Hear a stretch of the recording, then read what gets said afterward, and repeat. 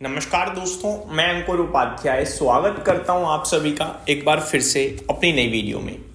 दोस्तों, भारतीय बाजार में आज काफ़ी अच्छा एक्शन था, उठापटक थी। शुरुआत काफ़ी खराब हुई लेकिन सेकंड हाफ बहुत अच्छा हो गया। इंडेक्स हालांकि ऊपर से वापस से थोड़ा नीचे आया निफ्टी सेंसेक्स में, बट देखा जाए तो जो तेजी बनी थी ना निफ्टी और सेंसेक्स में, उसमें वो तेजी उछाली था।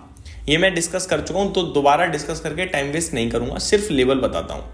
ऊपर 25,600 के नीचे जब तक ना निकल जाए तब तक फायदा ही नहीं है, कितनी भी तेजी हो जाए। 25,600 के ऊपर जब एक पॉइंट निकलेगा निफ्टी, तो एक पॉइंट की तेजी समझिएगा।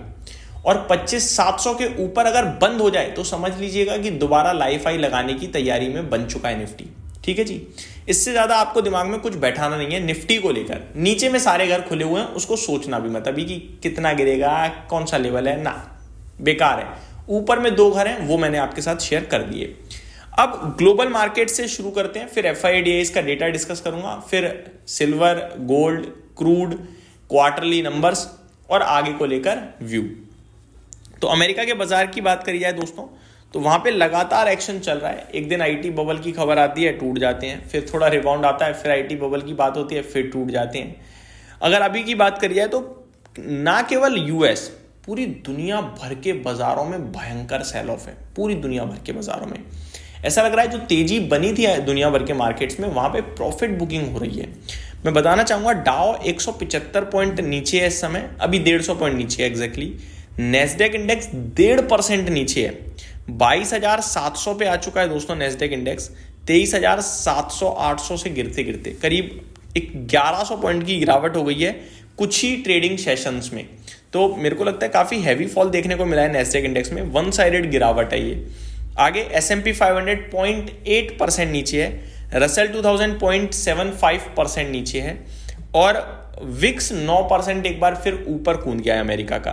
तो बुरा हाल है अमेरिका में। ना केवल अमेरिका, यूरोप में फिट्सी 0.5% नीचे है, डेक्स 0.6% नीचे है, और कैक फ्लैट है। कैक में कुछ नहीं हो रहा है, लेकिन हरे निशान में तो ये भी नहीं है। अब एशिया पैसिफिक अगर आज की बात करूं तो जापान 1% से ज्यादा गिरकर बंद हुआ, शंघाई फ्लैट टू नेगेटिव बंद हुआ, हैंगसेंग करीब 1% नीचे बंद हुआ, कॉस्पी करीब 2% नीचे, निफ्टी फ्लैट बंद हुआ है, आप सभी ने देखा। ताइवान करीब 1% नीचे बंद हुआ है। तो ग्लोबल मार्केट्स में तो दिक्कत डेफिनेटली दिख ही रही है आप सभी को। अब नेस्डेक इंडेक्स में जो ये बड़ा सेल ऑफ आ रहा है, उसके पीछे रीजन क्या है? वही एक बार फिर से है, टेक स्टॉक्स और नंबर्स। एनवीडिया का शेयर करीब 3% नीचे दिख रहा है, अकेले हफ्ते में करीब 10% गिर चुका है। ऑर्कले में 3% की गिरावट है, पलांतीर 14% टूट चुका है एक हफ्ते में, ब्रॉडकॉम करीब 6% टूट चुका है एक हफ्ते में। तो ये सारे स्टॉक्स हैं जो प्रेशर बनाने का काम कर रहे हैं। नेस्डेक इंडेक्स में काफ़ी तेज पिटाई पड़ रही है। अब बढ़ते हैं आगे दोस्तों FIDIs के आज के डेटा की तरफ। कैसा रहा आज का डेटा? क्योंकि आज उठापटक दोनों दिखी है, तो आज का डेटा इंटरेस्टिंग होगा, देखना। इंटरेस्टिंग, बहुत इंटरेस्टिंग है भाई साहब। 4,500 करोड़ का FIIs ने खरीदा है, सुपर। नीचे से बाइंग आ गई, इससे अच्छा क्या चाहिए?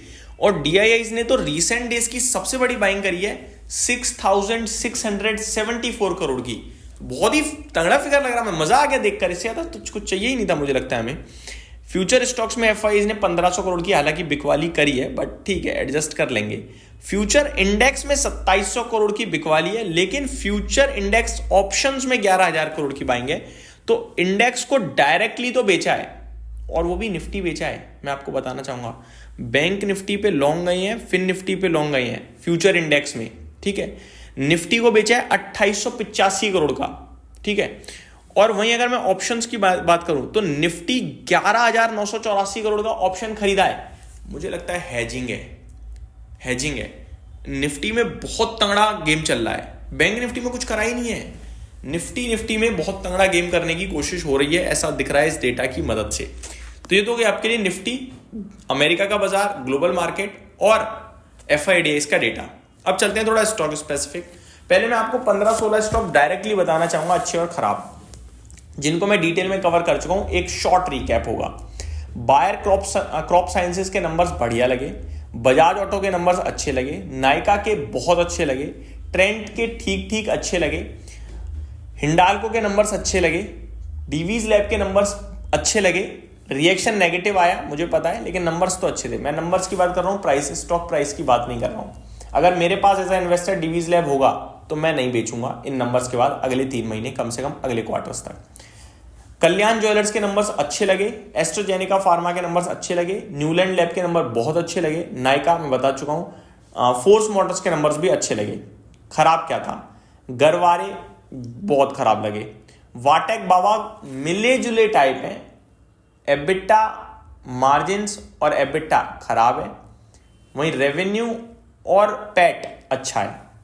सोमैनी सेरामिक्स खराब नतीजे, फेयरकेम ऑर्गेनिक्स खराब नतीजे, ओला इलेक्ट्रिक के लिए खराब अपडेट मूडीज की तरफ से, क्रेडिट रेटिंग डाउनग्रेड करी है, आउटलुक नेगेटिव कर दिया है। तो ये कुछ स्टॉक्स थे जहां पे आपके लिए एक्शन मंडे को डेफिनेटली बड़े लेवल पे दिखेगा रिजल्ट्स के बाद।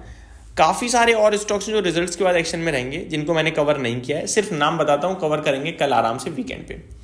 अलाइड डिजिटल सर्विसेज के रिजल्ट्स आते हुए दिख रहे हैं, GE shipping, Finolex industries, IIFL capital services, IQ technologies, Piccadily agro, Rashi peripherals, Sasken technologies, JSW cement, shipping corporation of India, Sanghvi movers, hi tech gears, Saurashtra cement, SH Kelkar, ये सारे स्टॉक्स हैं जो हमने नंबर्स पोस्ट करते हुए दिखे हैं, जो मैं आप सभी के साथ कल दिन के दौरान कवर करूंगा। तो ये मेरी तरफ से दोस्तों छोटी सी अपडेट थी, उम्मीद करता हूँ डिटेल्स पसंद आई होंगी। Thank you so much for watching this video. Good night guys.